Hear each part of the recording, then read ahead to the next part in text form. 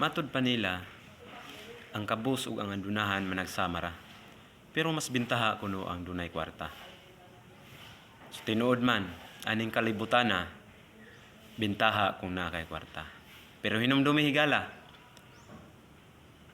mapobre man ka, madato man ka, ang pagtanaw sa Ginoo sa atuwa, pagtagad o pag-atiman sa atuwa, managsamara. Kay mag-unsa man na ang imong kwarta, ug ang Ginoo layo sa imuha. Samot na og pobre pa ka, wala kay kwarta, unya di nahinuong ka mo ila sa Ginoo nga maoy nag-atiman sa imuha. Di ka mo ila nga dunay Dios nga nag-amuma sa imuha. Di ka mo ila nga dunay Dios nga nahigugma sa imuha. Samot na, wa pa kay Dios, wala pa kay kwarta. Mao na nga maghiusa ta. Mapobre man ka, madato man ka, managhiusa ta diha sa pagpangalagad sa Dios.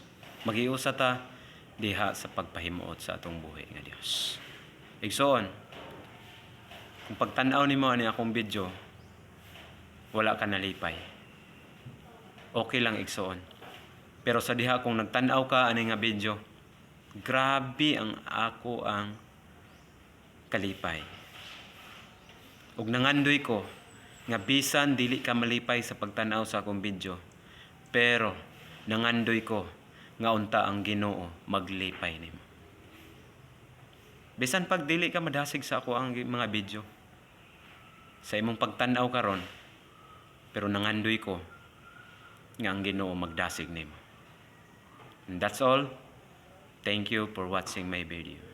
God bless sa mga tao nga dunay gugma sa pagpatalinghog sa pulong sa Ginoo. I love you all.